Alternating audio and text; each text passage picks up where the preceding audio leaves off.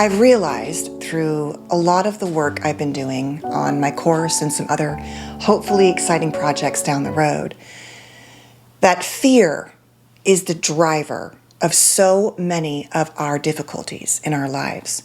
That fear is what creates things like chronic hypervigilance that basically become part of who we are because we've learned to scan and read people, to become chronically vigilant to someone's mood or mind, the environment, the relationship dynamics. And at the heart of chronic hypervigilance, what creates it is generally fear and the fear response. And then that fear response, that toxic stress response in a chronic state of hypervigilance often creates what I call trauma personality, a kind of silent trauma, a way of going through the world where you not only scan, you need to read all of the time, but when you're exposed to someone who demands that you read them all of the time, because that determines what you do, for example, a raging parent, a quietly narcissistic, seething partner, you also have experiences that aren't just about scanning, but you make meaning about why they're doing that and what you're supposed to do about it. And that connects to so many things: toxic shame, often self-silencing, conflict avoidance, anger issues, identity work. There really are all of these tissue connections when we have developed a state of living in chronic hypervigilance, and it follows us long past our childhoods or those relationships. It truly becomes part of our personality, often defined as anxiety, generalized anxiety, even phobias, fears, but even on the more low-key end, where we're overthinkers, overfeelers, everything. We're overanalyzers. We overassess, detect, make meaning, and respond, both with us and within those relationships. And so I've been working on a bunch of stuff around that, which I will share more when I get closer to finishing my course, which I just keep slightly tweaking, and then it keeps taking more time. And that's why I've been gone for the last 3 weeks. I've been redoing the course and also doing a lot of research on another project. And so it just hit me, though, that fear is the root. And that fear drives so much of how we operate, especially when we live in these relationships or childhoods that created a pattern of chronic hypervigilance. And the reason why I call it silent trauma is that we're often presenting in the world like we're kind of okay. But beneath the surface, inside, we are responding with all kinds of fears. I can hear Coco, hold on. And then I thought about how much those fears drive everything I do. I have spent many a therapy session with my therapist talking about how everything I do has been driven by fear. The fear of losing my livelihood, my children, my health, right? It's that chronic piece of assessing. And the thing is, sometimes it's accurate and it's really helpful. We don't want to get rid of our hypervigilant responses. We need them to survive. We could argue that fear is one of the most basic human emotions, because without fear detection, most of us wouldn't have survived evolutionarily, let alone our own childhoods, right? And so what I realize is that the fear arises. It can be irrational. It can be rational. It can be a fear like, an immediate response to like a lion, tiger, or bear. But what it often is an acquired fear. A fear that has been shaped and developed by these chronically, emotionally, relationally, behaviorally unsafe, unstable, unpredictable, eggshell-type parents, partners, and relationships. So then when I sat with that, I thought about these fears, and I wrote down 10 core fears that I believe drive so much of what we do. And as I go through each one, I would like to encourage you to make use of a technique I'm calling I believe you. I believe you. And a way to sort of connect to your both inner child and inner parent and a way to connect to your nervous system, which might then trigger making use of like nervous system regulation techniques and skills, which I will talk more about. I already have here. Check out those videos, or really anywhere here on YouTube. The reason why I sort of thought about this morning was that in light of one of my projects, I've been encouraged to do more research and understanding what some really great people are doing, for example, on their Instagram accounts, because I have not been good on Instagram and I stopped using it so long ago. I just wasn't sure how to create my voice there. And in large part because, like Facebook and Instagram, when I realized what those were about, they made me feel like they were all about the outside, and I didn't know how to do that very well. I think the reason why I've been a little more successful on TikTok, for example, and even here, is that I can show up in a way that's more authentic, whether it's me being my wounded child self and or my professional self. There's something about that realness that I am better at. And so I'm trying to find a way to cultivate that on Instagram, and therefore I was given a list of Instagram accounts, and many of them that are kind of cultivating the part of myself I want to work on based on the advice I've received. I realized that many of them are parenting accounts. And as I was going through all of them, there are some incredible ones, really, really powerful. But what came up for me is that when I watch those parenting accounts and I think about my own clients and I think about myself, so much of what people want, and those are really successful, huge following accounts often, is like, what do I do with my child when they have a tantrum, when my teenager pushes back?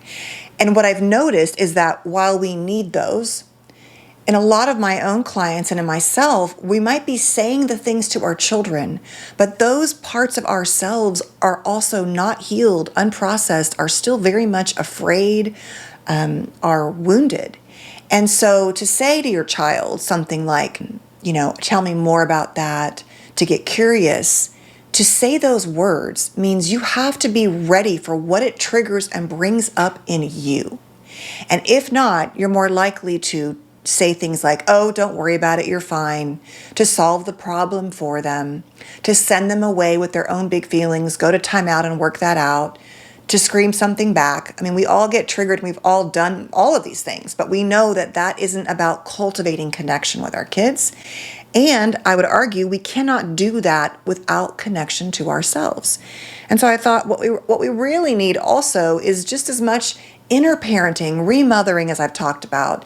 When you're saying those things to your kids, if you don't feel them with yourself because you have generational trauma or your parents couldn't, it's good to say and it's good to do, but then what do you do?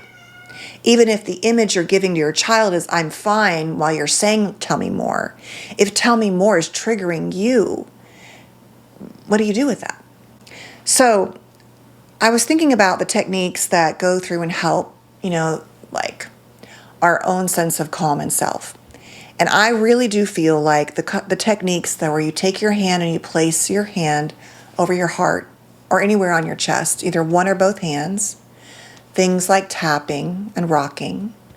Some of the techniques include hand here and one on your forehead, or hand over your heart and one over your abdomen or your belly. That saying the words, I believe you, while you do that are incredibly important words.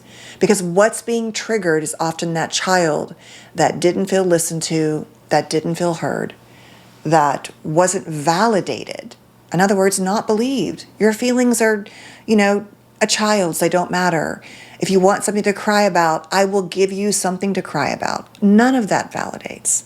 So let's get into the 10 core fears. And when we get to the end of each fear, we're going to pause and do this in some way. Hopefully you'll do it with me in your own version, okay?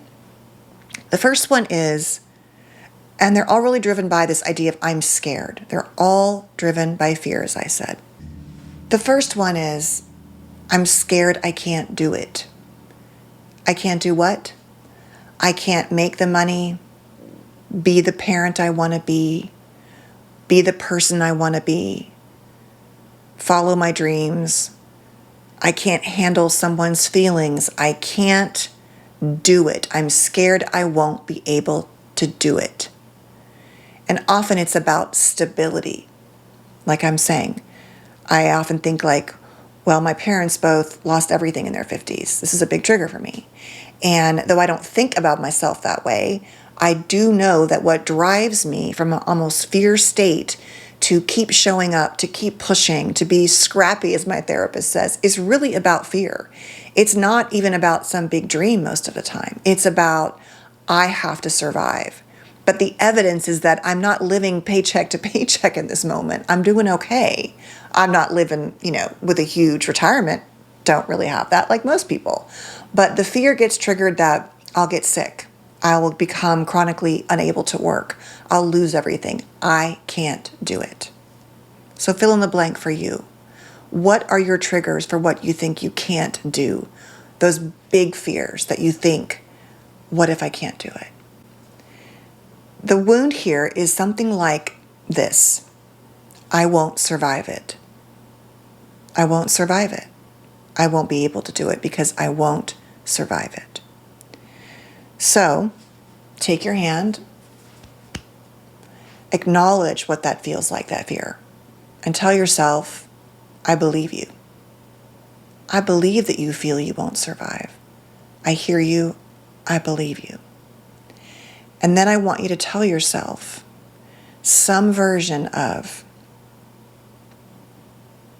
you can rely on yourself. That's all you've ever had, and you've done really well with that. What's the evidence that you won't survive? I want you to trust yourself. You've always been able to do it.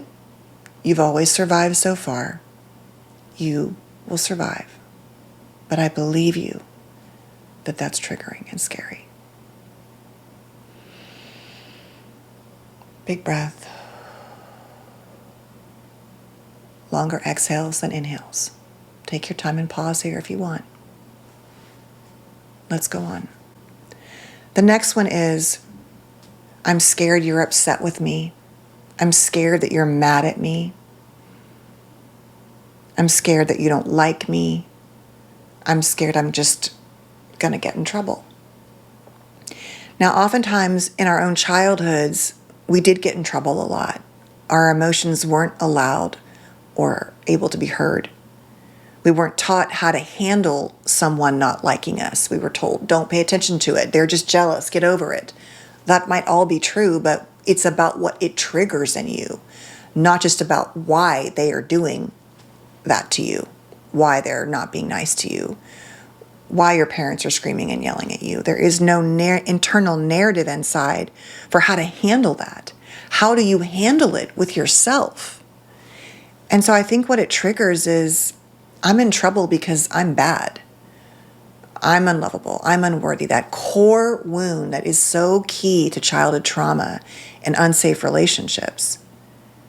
And that somehow we are responsible. Maybe we are bad. Maybe it is our fault.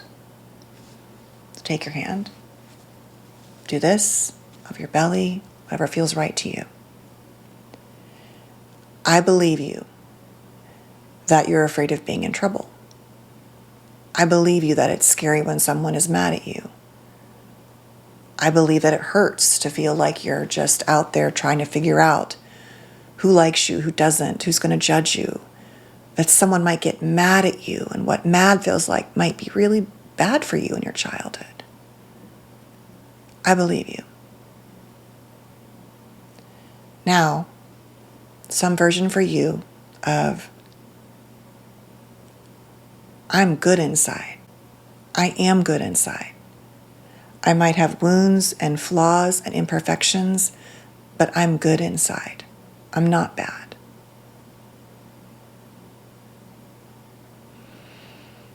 It doesn't feel good to get in trouble, but I'm not doing anything wrong or intentionally. I'm good inside.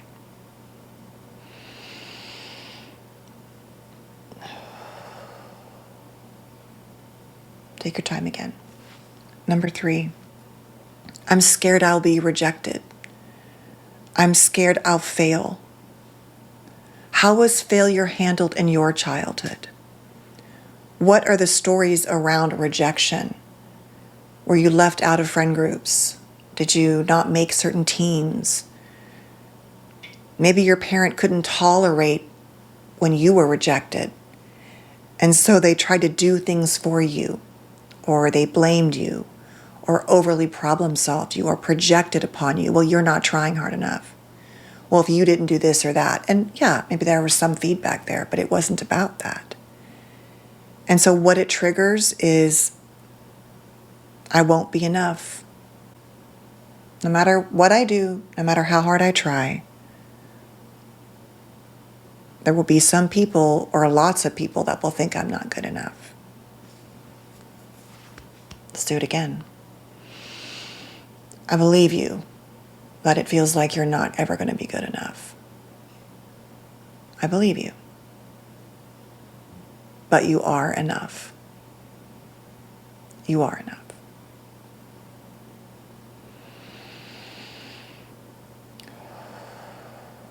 Number 4, I'm scared I can't handle my feelings. I'm scared those emotions, that trauma, that wound, that pain is too much. I need to numb it. I need to use substances. I need to dissociate. I need to avoid it. I can't handle my emotions. And honestly, I think for many of us, our parents could not handle theirs. They blew, they yelled, they screamed, they told us to be quiet and not be babies, and why are we so sensitive, and go to your room. But we watched them not handle their feelings either. There was not a lot of reciprocity for many of us. That co-regulation we're all talking about now is something that most of us didn't witness or receive. And so it triggers that I'm going to be overwhelmed. It's going to be too much. So we want to tell ourselves some version of, I believe you. I believe you that it feels like you're not going to survive it, that it's going to literally consume you. Try to notice how it feels when you just validate yourself, I believe you. What's the response to that? It's some version of, I might get overwhelmed, but I can figure it out. These big emotions don't have to destroy me. I can create some kind of toolbox. I can learn about how to deal with my emotions. My emotions are survivable, even when they feel like they're not.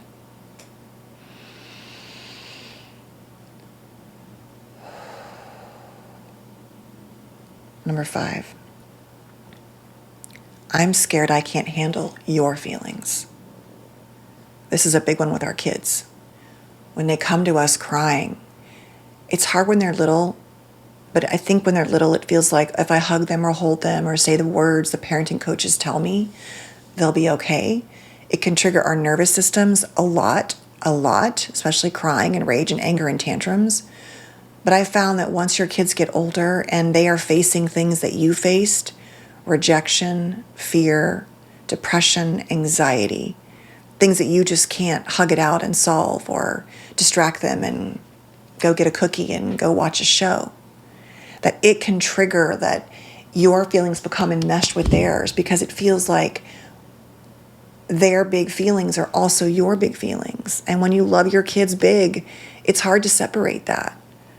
One of my hardest things is to say, these are their feelings, not yours. These are their feelings, not yours. And you don't have to solve it all.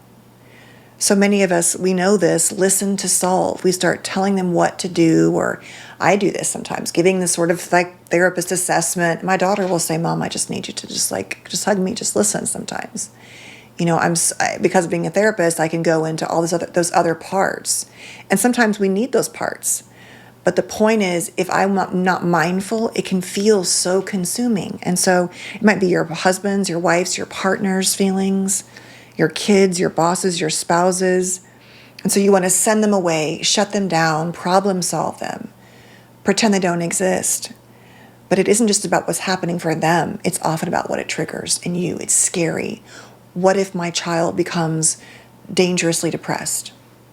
It happens. What if my child is mentally ill? It happens. It's hard. So you want to go inside and say some version of, this is not about them, it's about me. But I believe you that this is scary for you.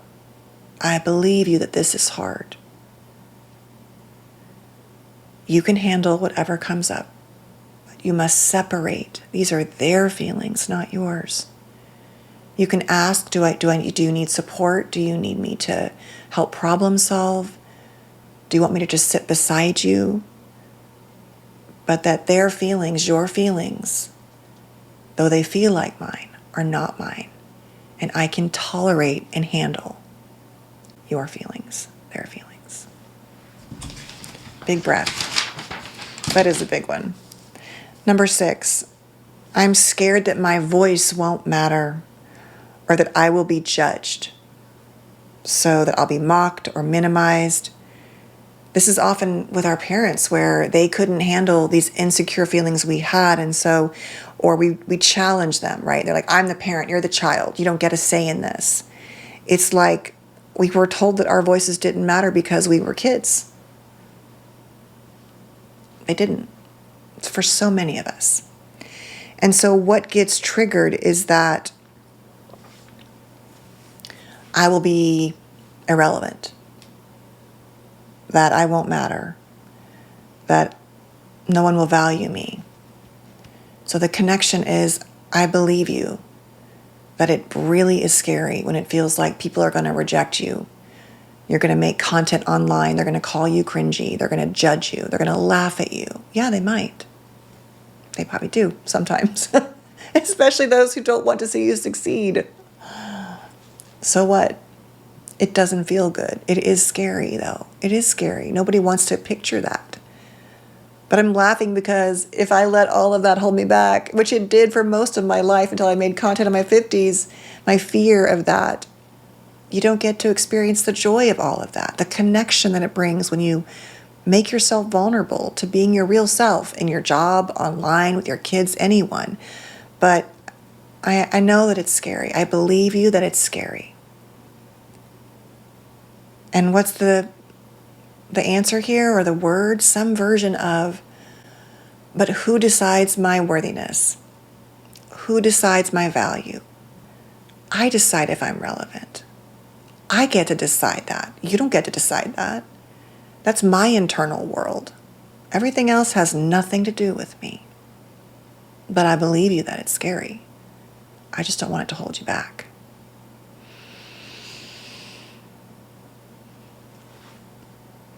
Number 7, I'm scared this will feel like anger. This meaning if I stick up for myself, if I self-advocate, if I push back, if I set a boundary, especially if anger was unsafe in your childhood in some way. Your parents fought a lot, they yelled a lot, they were quietly passive-aggressive and seething in some way, as I talk about. It's really a fear of anger. For many of us, anything that feels like anger feels dangerous. Conflict feels dangerous. So we can go in and say, I believe you.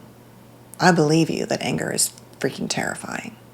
It's scary. And I believe you because I know that it was, perhaps. But anger doesn't have to be unsafe. I can learn skills. I can practice communication. I can take baby steps here. I may have never learned how to do it, but I can do it. I'm worthy of tolerating my anger so I can feel like I matter, so I can demand that I matter. But I believe you. I know it felt dangerous. Perhaps it was. It doesn't have to be dangerous now.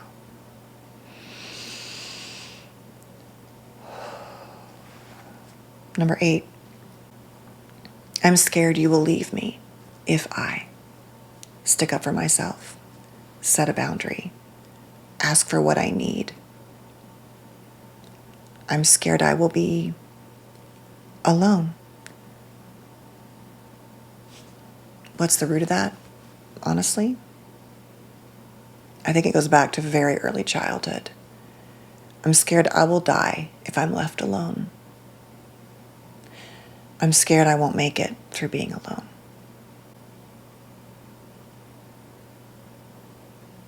The truth is, though, I've always been alone. We're all alone. When you come into this world alone, we leave this world alone. I've survived being alone before, and I can survive it again.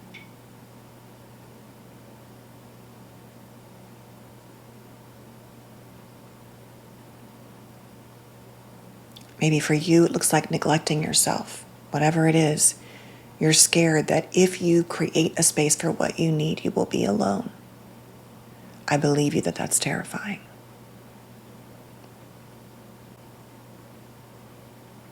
But you're not alone. You have yourself, just like you've always had. But I really get it, that it's scary. I do. I believe you. Number 9, I'm scared to make it about me, so I make it about you.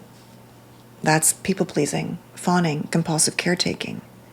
That was a survival skill. It wasn't possible for it to be about us. So we're terrified of what would life look like if my world didn't rotate around being the best mother, the best therapist, the best person, the best human. If I didn't deny myself, what would it be like if I even considered my own feelings? I'd have to actually acknowledge what those were. And they might be actually really painful feelings. It can be a survival strategy that truly works in childhood, and it can work. Except the problem is when we grow up and become adults, we keep doing that. We keep sacrificing ourselves for the service of others, thinking that it's going to somehow heal us. They're going to appreciate us, and we know how bad it feels to not receive that. And yet the reality is that just reinforces or reenacts our entire childhood, that it's never about us. So I believe you. I believe you that it's scary to think about yourself. I believe you that a part of you loves being a good caretaker. I believe you that you don't really know how to be in any other way in the world. But you feel resentful and you don't want it. You don't want a world where you never have a thought or feeling that matters for you. You might not even know what those thoughts and feelings are. Identity issues are very common with this dynamic. We know how to be there for you. We don't know how to be there for us. So I believe you that it's scary to think about being anything other than a caretaker. But it was a survival skill. And I will have to find a way to face my own needs, my own wounds, my own hurts, my own desires, my own dreams. I can. Even though I did it this way, I don't have to keep doing it that way. And lastly, number 10. The root of all of this, I'm scared that no one will believe me, that no one will take my side. I'm scared that no one understands how hard this is for me. The believe me is like being that little child, when you go to tell your parents something and they look at you like you're lying, you're being dramatic, you're making it up, you're being sensitive. They don't believe you, they don't see it, they don't validate it in you. That's the core. So, if we lie to ourselves, we feel more alone. But we are the only ones that can believe ourselves. I believe you. I believe that you're terrified that if you show up as who you really are, people won't accept you, they won't love you, they won't see you. And I'm scared no one will believe me. I'm scared I'll be alone. I'm scared that no one really sees who I am or ever will. I believe you. It's good to get right on your own skin, hand to skin. I believe you.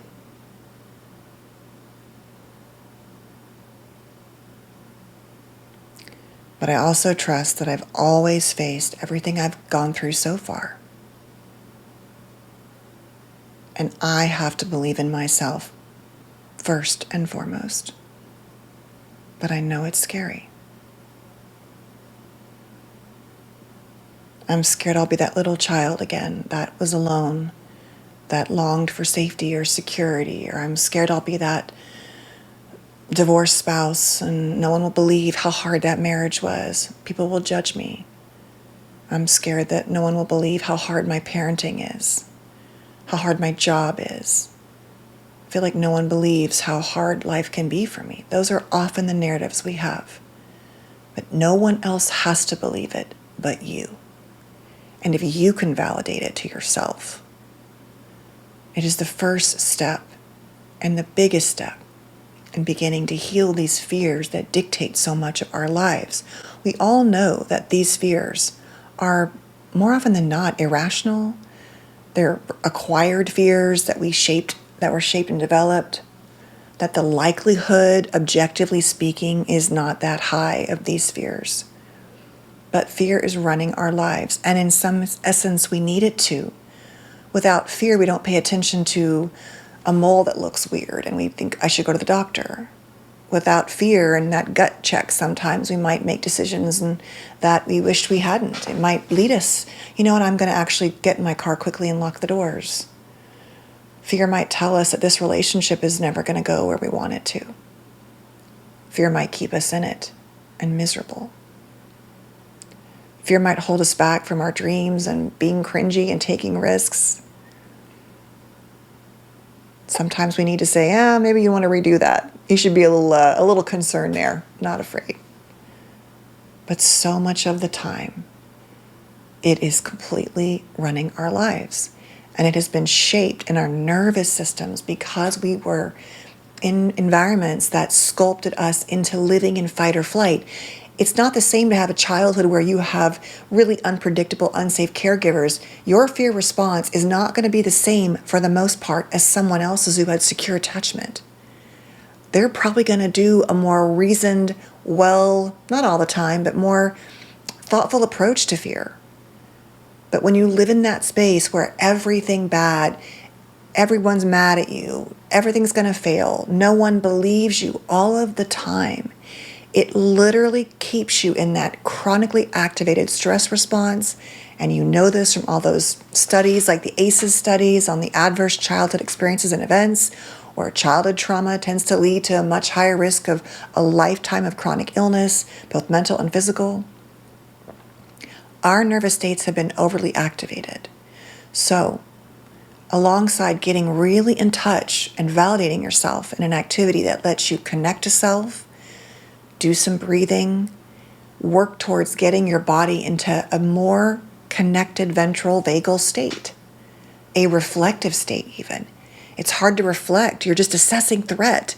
You're not really able to be mindful, to do things like tolerate your own distress, regulate your emotions, think about what's happening between me and you and the reality of things. So that's the goal, to begin with. When you're feeling those things, your kid's triggering you, maybe you just okay, tell me what's happening right now. You just gently, quietly say, I believe you. This is hard, but I can still be here for you right now. When your spouse says, I want to talk to you, and you're like, oh my God, this is going to go bad, or your boyfriend or girlfriend or partner, pick a hand. Okay, text them back. I can do this. I believe you that it's triggering you. I believe you that it's hard. I believe that you're scared. But you can still lean in and do it. But it has to start with you. There's no parenting technique or relationship tactic in the world that works if you're just saying the words. It works within reason for them, but it's not working for you. So they're both important. So, thank you for being here, and this was probably a longer video. I just wanted to take my time. I will be back hopefully next weekend. I'm going to try to go to once a week videos while I've got these big projects going on. We'll see what I can do. This video editing thing with my course is just taking up a lot of time, but I just went down a rabbit hole of research and I just couldn't stop. I had so many inspiring thoughts and things I want to share with you. So thank you for being here. Please take care and stay safe, and I'll see you soon.